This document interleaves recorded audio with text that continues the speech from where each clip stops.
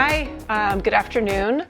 Welcome to this breakout learning track. I am Dr. Sue Mitchell, and I want to say first thank you to Vibrant for putting on this amazing conference, and also thank you to Vibrant for inviting me. I'm very honored to be here.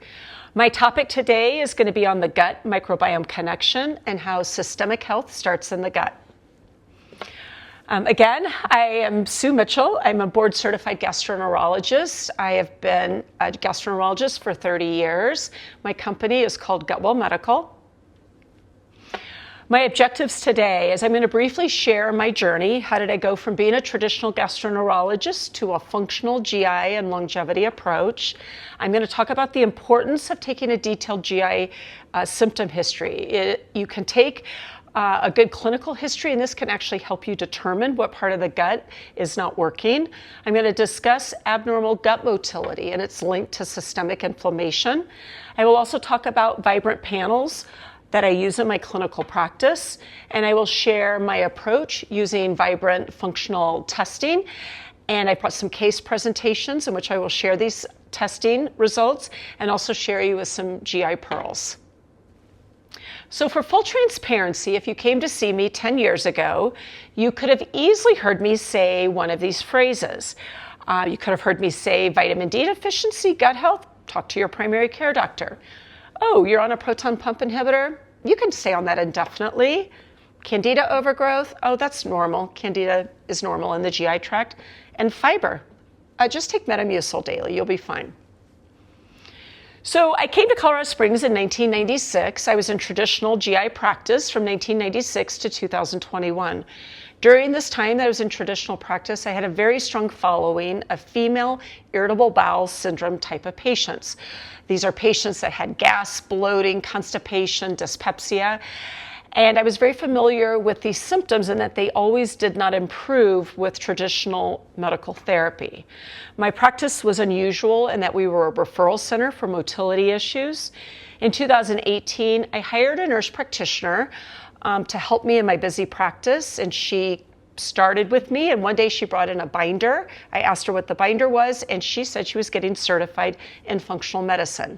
I had no idea what functional medicine was. To me, functional was a billing term. If I placed the word functional in front of a symptom, like functional constipation, functional dyspepsia, this meant that I got paid. Medicare recognized that as a diagnosis code in which I could be reimbursed. She mentioned to me that there was a institution that taught functional medicine. It was called Institute for Functional Medicine, and there just happened to be a gastroenterology advanced practice module taking place, and she suggested that we attend. I went to Scottsdale and attended this week-long conference. I was very surprised at what I was hearing. I had not seen any of this type of teaching in my traditional GI journals. I came back a week later and mentioned to my partners, did you know there's a microbiome, and that there were physicians out there that were actually practicing microbiome optimization. There was nutrition and supplements that were targeting root causes. In fact, there was a lot of literature that I hadn't read. It was in journals outside of the GI journals. And so I was hooked. I realized that this microbiome was very important. I also realized that I did not know very much about the microbiome, and I did not know very much about nutrition. I had heard about a nutrition professor at University of Colorado who actually was an expert in microbiome, functional medicine, supplements, and even nutrigenomics. I reached out to her and asked her if I could partner with her, collaborate with her. I set up a teaching research partnership with her that I still have this ongoing today. And I, of course, started looking at Vibrant and started ordering these Vibrant panels on myself and realized that there was testing out there that could help me look at root causes. I was very grateful to Vibrant because they provided all kinds of education, and they were very instrumental in helping teach me about how these panels could really help my practice in functional medicine. I did practice functional medicine and traditional gastroenterology for about 2 years. I was very grateful for this overlap because while I was still in traditional practice, I was able to begin developing functional medicine protocols, nutritional approaches using Dr. Margaret Harris. And I was able to use endoscopy to follow up to make sure that I could wean somebody off of a proton pump inhibitor, that these protocols would actually help ulcerative colitis. So I was very grateful to be able to use my endoscopic skills during those 2 years. And from 2021 until now, I've been in solo practice with Gutwell Medical. So if you look at these 3 diagnoses, functional dyspepsia, gastroparesis, SIBO, SIFO, and EMO, which is small intestinal bacterial overgrowth, small intestinal fungal overgrowth, and intestinal methanogen overgrowth. If you look at the symptoms that are associated with these diagnoses, you might say, well, the symptoms are all the same. How would I ever sort out the difference between these entities? But what's important to realize is functional dyspepsia and gastroparesis actually pertain to the stomach, and SIBO, SIFO, and EMO all pertain to the small intestine. And that by asking certain questions, taking a good clinical history, I was able to differentiate between whether or not I thought the pathology or the abnormalities were the stomach or were they the small intestine. So clinical questions, what kind of questions could you ask a patient that would help sort out whether or not the stomach wasn't working or the small intestine wasn't working? So bloating, very common symptom if patients come in complaining of bloating. I always want to know whether or not the bloating is maybe more due to the stomach, the small bowel, or the colon. So if somebody says they're bloated, I always want to ask the questions whether or not the bloating may feel like it's related to the stomach. Do you feel really full when you're eating? Do you tend to feel bloated after a large meal? Or is your bloating more abdominal distension? So the small intestine is 22 feet long, and if you are having gas produced in the small intestine, this 22 feet can distend. The small bowel is not held into place by ligaments, whereas the colon is about 4 feet long and it is held into place by ligaments. So the colon cannot distend as much as the small intestine can distend. So again, bloating, do I think it's more related up high, or do they actually see abdominal distension? Abdominal pain. Where is the pain located? Is it located up in the epigastric area where your stomach would be? Is it located diffusely when the abdomen's distended? Or is the abdominal pain down in the left lower quadrant, right lower quadrant? One of my favorite questions is early satiety. Do you fill up quickly when you eat? Do you tend to feel full as the day goes on? Could your evening meal be your worst meal? Do you feel the fullest when you're having your evening meal? What type of foods make you feel worse? Do you feel worse after you have raw vegetables? Do you feel worse after a steak and a big salad at night? And another really important question I like to ask is, do you feel full when you go to bed? A lot of times when I ask patients this question, they've never thought about it, and they usually don't have any idea whether or not they're full when they go to bed. But this is a great question to ask, and also to increase patient awareness, because then they can start to learn their GI tract. So gastroparesis, if you look in the GI literature, it would appear that gastroparesis is an uncommon diagnosis. And I'm going to make the argument that gastroparesis is much more common than is reported in our GI literature. So how do we make the diagnosis? So gastroparesis is, the gold standard is using a gastric emptying time. This is done in nuclear medicine. And we would have a patient come in first thing in the morning, and they would be given a meal. They would be given a radio-labeled egg white meal along with 2 pieces of toast and jam. The way we do the diagnostic criteria is that if greater than 60% of that meal is present at 2 hours, you can make the diagnosis of gastroparesis, or if greater than 40% of the meal is present at 10 hours, you can make the diagnosis of gastroparesis. So this is the gold standard by which gastroenterologists make this diagnosis. But I will tell you, in my career, I did a lot of upper endoscopies first thing in the morning, and I would see food in the stomach. And these patients would say, I swear I haven't eaten for 12 hours. And when I would see retained food, and I believed the patient that they hadn't eaten for 12 hours, to me, I would call this gastroparesis. But if I went ahead and referred them to have the gold standard gastric emptying time, and that was normal, then technically my diagnosis should be more like functional dyspepsia because it hadn't met the criteria for gastroparesis. But if you look at the way we do a gastric emptying studies, there's a couple pitfalls with this. Gastric emptying study first thing in the morning doesn't take into account circadian rhythms. We know that gastric emptying is much slower at night than first thing in the morning. And also, this test meal does not contain any fat or fiber, which would definitely affect gastric emptying time. So some interesting papers came out this year. One was in one of our gastroenterology papers suggesting that functional dyspepsia and gastroparesis are actually part of the same spectrum of disease. When they went back and looked at a large body of literature, they noted that the symptoms are very similar between functional dyspepsia and gastroparesis. And in fact, patients with functional dyspepsia, a significant proportion of them had delayed gastric emptying.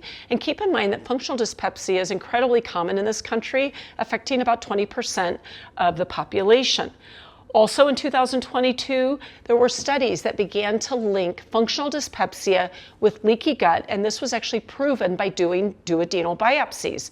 They realized that on duodenal biopsies, there was evidence of increased mast cells, increased eosinophils, and lymphocytes, and this was a very important finding because now you were able to use biopsies to actually prove leaky gut. Also, what's interesting is celiac disease. This is a very traditional GI disease that we diagnose, and the way we diagnose celiac disease is by doing duodenal biopsies. So to me, these papers that came out in 2022, along with making the diagnosis of celiac disease, suggested to me that functional dyspepsia likely begins very high up in the small bowel and begins in the duodenum. Also, studies show that if you have idiopathic gastroparesis, which means gastroparesis that's not associated with diabetes, that this condition is associated with increased, elevated, highly sensitive CRP and elevated hemoglobin A1C levels, which is linked to systemic inflammation. So these are photos from patients that I've seen in my career. And this is showing you here on the far left is what a normal stomach would look like. And these other two photos here are from two different otherwise healthy female patients that I did an upper endoscopy first thing in the morning. And what you see here on this photo is that this is actually retained food. This is what it looks like if I did an upper endoscopy first thing in the morning. And what you're looking at here is this is all plant fiber that did not get broken down. So retained food on upper endoscopy is just fiber from the night before. And I used to say too that I could actually look at this retained food and I could actually tell the patient, I think you might have had peas, I think you had lettuce, you might have had carrots. And so you could sometimes tell what they'd had the night before. And the reason that you see retained plant fiber is that in order for us to process plant fiber, it requires our stomach to be able to grind. Our stomach needs to be able to grind plant fiber down to a size about 1 to 2 millimeters before it is going to pass from the stomach into the duodenum. And what's interesting on these two patients in which I saw retained food was I went ahead and had them do a gastric emptying study, and they were both had a normal gastric emptying time. So in my career, I began realizing that we probably were missing significant cases of gastroparesis. So here again are those three diagnoses that we can see in functional medicine, traditional medicine, and I've just listed here what would be traditional medical therapies that we would try. But under gastroparesis, in yellow, you see gastroparesis diet. So if you make that diagnosis of gastroparesis, the standard of care is that you begin starting what is called a gastroparesis diet. This diet is available in all hospitals, all traditional GI clinics, and as I will show you, that this diet does not in any way optimize the microbiome. It is basically designed just to give this person calories and just to make sure the food leaves the stomach. And again, if you look at these three diagnoses, what do they all have in common? They all are associated with abnormal motility, which is impairment of what we call your migrating motor complex. So what is the migrating motor complex? The migrating motor complex are contractions that push food, debris, toxins, and pathogens through the small intestine. The normal transit time is 90 minutes, meaning that we do not want we don't want the contents of our meal to be in the small intestine longer than 90 minutes. Because if we had pathogens or toxins, that would mean that these would have more prolonged contact with the small intestine and could contribute to leaky gut. So the initiation of a migrating motor complex comes from a group of cells in the antrum. They're called pacemaker cells. And about 72% of the time, the antrum does initiate the migrating motor complex. And a minority of the time, 28% of the time, the initiation of the migrating motor complex can arise from the duodenum. We want the antrum to be the origin of our MMCs because antral origin migrating motor complexes are associated with a stronger amplitude and a longer duration, so this would be a much more effective migrating motor complex. So here's an overview of these three conditions. Again, functional dyspepsia and gastroparesis pertain to abnormalities in the stomach. You can see here the location of the pacemaker cells. The small intestine, conditions like SIBO, EMO, and SIFO, again, pertain to the small bowel. And if we did not get adequate migrating motor complex initiation activity, you would see slower migrating motor complexes associated with SIBO, which is well recognized. And again, this could translate down to the colon, having microbiome dysbiosis, and even systemic inflammation. But what is interesting is that the stomach needs to be in the fasting state in order for the migrating motor complex to be initiated from the stomach. So the stomach needs to be empty before it will start the MMC. If MMC activity has started and a patient decides to begin consuming calories, if they consumed fat would pause the MMC the longest, carbohydrates would be second, and protein, just pure protein, would pause the MMCs the shortest. So in terms of how I do my practice, my initial appointment, I always do a 90-minute appointment with a patient. During that time, I take a very detailed history, asking all the questions to try to sort out what part of the GI tract may not be working. I also do a full lab panel that I have done about 2 weeks before I see the patient. Vibrant does have a great lab panel, which is called their Health Span Assessment Panel, which is a great panel.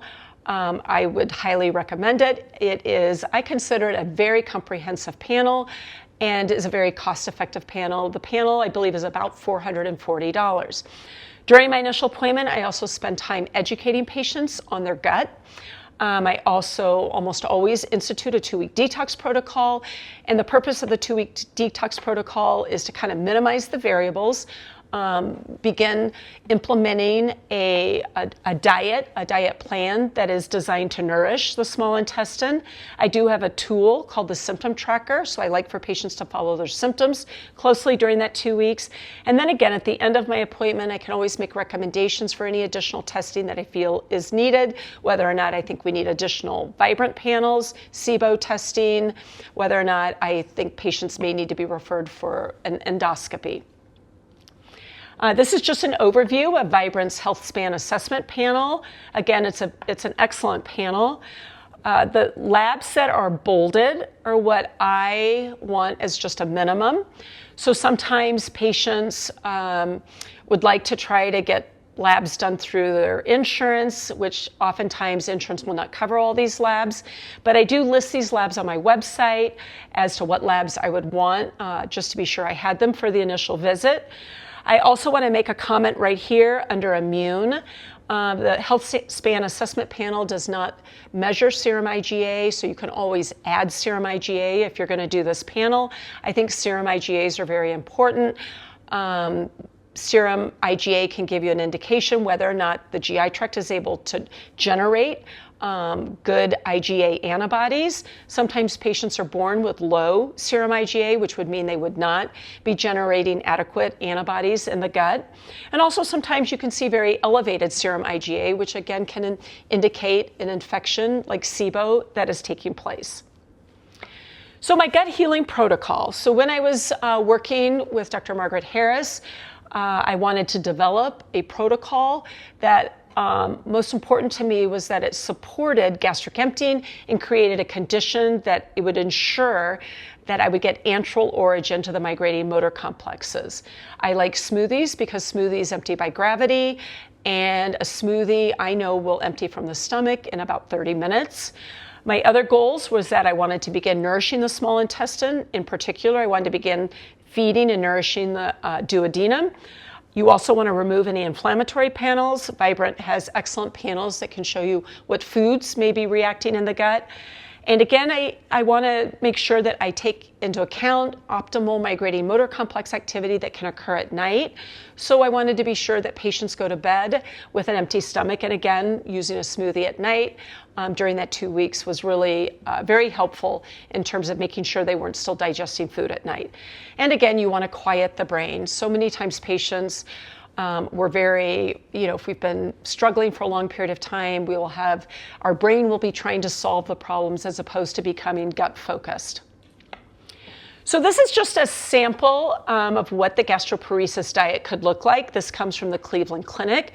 This is just a sample of some of the foods that are allowed on the gastroparesis diet. You're allowed to have soft drinks, Powerade, any type of drink that has sugar. You can have skim milk, cream of wheat, oatmeal, and again, blended foods such as ground meats would also be included in this diet. And so this was my concept of how I would do a meal replacement. So the concept of the smoothie is shown here, and the components that I wanted to put in the smoothie were prebiotic phytonutrients, probiotics. I also have some inflammatory powders that I like to use. And you can use a smoothie to add other healing ingredients as well. And again, the goal is to rest the stomach, optimize MMCs, and begin nourishing the small intestine. These are some of my favorite Vibrant panels that can be used to help get to root causes. I think the Gut Zoomer is excellent. It does an amazing job of looking at the balance of the good species versus unwanted species. The Vibrant Wheat Zoomer can help you look for leaky gut markers. Also determine if you're reacting to wheat. Food sensitivity panel is excellent. The Vibrant Candida IBS panel, I've really started using this more in my practice. And Vibrant Micronutrient panel is a great panel for really helping personalize supplements for the patient.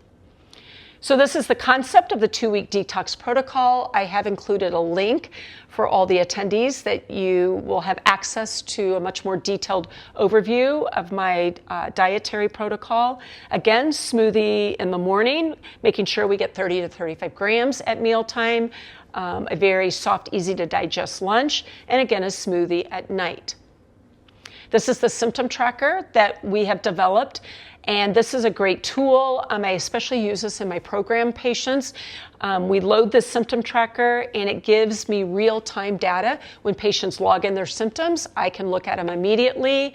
And when I load the symptoms right here, I am very careful to make sure I understand exactly the symptom that the patient is struggling with. And I always do a baseline rating so I can see where they were when they came in and then be able to monitor how symptoms progress. I always would like to follow up with patients at 2 weeks. At 2 weeks, I like to review how the patient is doing, what worked, what didn't work. I always collaborate with patients on their next step. Sometimes patients feel that they've been doing so well, they may want to do the detox protocol longer. But again, this is a very collaborative next step. In our 6-week programs, I do use a functional nutritionist, and we kind of work very closely over that 6 weeks with the patient. And I will mention that I have used this smoothie meal replacement for very difficult GI conditions. I use it in conditions like diverticulitis, C. difficile infection, SIBO, inflammatory bowel disease, and again, functional dyspepsia and gastroparesis. So this is my first case that I brought to share with you. This was my very first functional medicine patient that was referred to me by one of my partners in my practice. This was a 40-year-old female who had been followed in my practice, and she had a history of Crohn's disease. She'd had a subtotal colectomy. She suffered from very high ostomy output. She'd had an extensive workup. She had had upper endoscopy, colonoscopy, SIBO. She had even gone to Mayo to try to see if they had any thoughts in terms of how to treat this. She had not had any improvement, and so she was referred to me. And her symptoms were early satiety, bloating, abdominal distension. So she did actually notice her abdomen being distended. And this was always followed by explosive ostomy output. And this high ostomy output was very difficult for her in terms of lifestyle because she would have to change her ostomy bag at night. She always had to have extra ostomy bags with her if she was out in public. I did do labs on her. She had an elevated cardiac CRP. She had severe vitamin D deficiency. I did do the Vibrant Food Sensitivity Panel. She had some foods she was sensitive to. And I went ahead and began correcting her nutritional deficiencies. And she was the very first person I mentioned to her the smoothie concept, and she said to me, I want to just do smoothies. She said, I will do anything if this would help my high ostomy output. So we just started smoothies. I did add some serum bovine immune globulin. I also added some Saccharomyces boulardii, and she just did smoothies. And at 3 weeks, I saw her back, and she said she had 50% less ostomy output. And I wanted her to start having a solid lunch having solid food for lunch. And she was already feeling better. She said, no, I want to keep doing the smoothies. So about week 5, I went ahead and added some prebiotic fiber to her smoothies. And at 6 weeks, she was actually having solid stool from her ostomy opening. Her CRP had dropped to 1.3. And she was then willing to start introducing solid foods. And I found this protocol to be very interesting because really all I had was her small intestine. Her colon was removed. And so this gave me a lot of traction that what we were doing here was indeed healing and optimizing the small bowel microbiome. This is my second case. This is a case in which I diagnosed this patient with small intestinal fungal overgrowth. What was interesting for me is all my years being a traditional GI, I never really considered candida overgrowth because we didn't have the right scopes that you would use to diagnose SIFO. The gold standard to diagnose SIFO would be to actually go back and collect jejunal juices, culture it for yeast, and therefore if you saw yeast, you could make the diagnosis of SIFO. But there's other technologies and panels through Vibrant that I began using, and I realized that SIFO can be as important of a diagnosis as SIBO. This was a gentleman, he came from Puerto Rico, he called, he was convinced he had SIFO. He said nobody would listen to him, he'd seen a couple gastroenterologists. They wouldn't treat him for SIFO. He had had some antibiotics in the prior 4 months for a urinary tract infection. He said he did not get better with any antibiotics. Somebody had noticed some yeast in his urine. They had given him 4 days of diflucan. He felt great, and he said to me, I have SIFO, and I want to come see you because I want to be worked up for SIFO. So he had some severe belching, mild bloating, abdominal discomfort. I did do some lab work on him. He had a little bit of a mild inflammation of his cardiac CRP. And I went ahead and ordered the Candida IBS panel, gut zoomer, and the total toxic burden. I had those done before he came to see me. There you go. And so these are the results of his Vibrant testing. Right here, you can see the gut zoomer. This is his microbiome results, and it indeed showed elevated evidence of Candida pathogens in his stool. And you can also see this was the Candida IBS panel, and it definitely showed that he had positive antibodies to a variety of Candida species. And, I thought that he very well could have SIFO. And I went ahead and gave him the treatment. I gave him diflucan, 100 milligrams for 2 weeks. I also put him on nystatin orally for 2 months. I did mention dietary protocols. And, he really wasn't interested in any dietary protocols. He really wanted the antifungal treatment. And interestingly, I did talk to him at 2 to 3 weeks after he had been on these antibiotics. And he felt much better and felt great. So this is just a case illustrating that SIFO is definitely a diagnosis that I consider in my practice currently. So this is my third case. This was a 43-year-old female that was referred to me. She had been seen at a traditional GI practice in town. She had been diagnosed with methane and hydrogen SIBO. She had been given 2 rounds of 2 antibiotics, which would be indicated for the methane part of the SIBO, and she hadn't really noticed any improvement. She stated that all of her symptoms began after a very severe bout of food poisoning in which she had been hospitalized. So when I saw her, her main complaints were bloating, abdominal distension, fatigue. She was having so much fatigue, she was having a hard time even completing a day of work. She had diet fatigue. She said to me, I've tried every SIBO diet. I don't want any more diets. The diets haven't worked for me. And she complained of constipation. Her main issue with constipation was that she had the stool in her rectum and she could not push it out. I did lab work on her. Her labs looked fairly normal. She did have a little bit of an elevated fasting insulin at 10.7. She did have elevated inflammation markers. Her CRP was at 2.89, and she had an elevated serum IgA, which again could suggest ongoing SIBO, possibly EMO, possibly SIFO.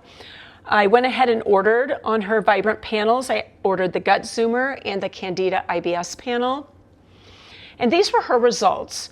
Her Vibrant IBS Candida panel showed that her Candida antibodies were moderately positive, and the IBS portion of this panel showed that her antivinculin antibody was normal, but her anticytolethal distending toxin was elevated. And we produce the anticytolethal distending toxin when we've had food poisoning. In fact, when we've had food poisoning, it's typically a gram-negative organism, and the organism produces this anticytolethal distending toxin, and we form an antibody to this toxin. So because her antibody was elevated, this did go along with the fact she had had food poisoning. And we know that if you have either one of these antibodies positive, you can accurately make the diagnosis of IBS in about 90% of patients. When you come down here, you can see this was her gut zoomer, her microbiome. And what was interesting on her microbiome was she did have elevated levels of Methanobrevibacter smithii, which is the organism that can produce methane gas. And so if you are producing a lot of methane gas in the colon, you can have constipation. So I wondered if part of her constipation was due to elevated levels of methane gas in the colon. She did have elevated fecal zonulin, which was suggestive of leaky gut. And she also had elevated levels of secretory IgA, which again, you can see that with SIBO, EMO, or SIFO. This was her symptom tracker. I loaded her symptoms. I rated her baseline symptoms. She was part of one of our programs. And you can see even at week 5, I did start the detox protocol. And at week 5, you can see that her symptoms were improving. And at 6 weeks, when I saw her back, she felt great. Her symptoms had resolved. Her energy was back. She had lost 10 pounds. She stated she felt better than she had in the last 15 years. And she went ahead and resumed more of a normal diet. She did keep 1 smoothie a day, and she's been doing great since. So this is case 4. This is actually a case, my functional nutritionist. This is her case. She wrote this slide for me. So this is her history. She was a 37-year-old, or she is a 37-year-old functional nutritionist, and 20 years ago, she'd had a severe bout of food poisoning and had subsequently had very severe symptoms. She had suffered with early satiety, nausea, abdominal distension, bloating, gas, abdominal pain. This went on for years. She had an extensive workup. She'd had an upper endoscopy, colonoscopy, gastric emptying study. She'd been on a variety of medications that didn't help her. And eventually she was referred, or someone had mentioned that she see a functional neurologist. So she saw the functional neurologist. He diagnosed her with visceral hypersensitivity, and he started working with her gut in terms of supplements, nutrition, and started doing vagal maneuvers, which she found to be the most helpful in terms of alleviating her symptoms. When she described her history to me, I suggested that we do the IBS panel, looking for the antibodies that might be present, given that she'd had food poisoning. So these were the results of her IBS panel. You can see here that her anti-CDTB antibody was normal, but she was positive for the anti-vinculin antibody. So when we get food poisoning and we produce the antibody to the CDTB toxin, these antibodies can then begin cross-reacting with vinculin, which is a normal protein that is part of the nerve pathways in our small bowel. And when we produce the antibody against the vinculin, we actually harm the motility and the way the nerves are able to function, which is what we know in SIBO. And so when she saw this antibody, she was like, oh my gosh, it made her feel better that she wasn't crazy. And we also were able to put together a mechanism of why from time to time, sometimes her symptoms flared. So what we know is, again, the anti-CDTB antibody can mistakenly target and damage gut neurons, which is where vinculin is located, and it can disrupt the gut motility, leading to what we call post-infectious IBS. Anti-vinculin antibodies are associated with decreased pacemaker cell activity and are also associated with abnormal migrating motor complexes in SIBO. Again, I thought that the Vibrant IBS Candida panel, again, is a great panel because it looks at SIFO and also can help you identify root causes of motility, especially in someone that's had food poisoning. And this is my final case. This is just kind of a GI pearl. On the Vibrant Gut Zoomer, it does such a great job in terms of identifying pathogens. And I just want to make a mention here that if you see this on a gut zoomer, and you would see here that maybe somebody was positive for Clostridium difficile toxin A, this does not mean that they are making the toxin. This just means that they have the organism present that could produce the toxin.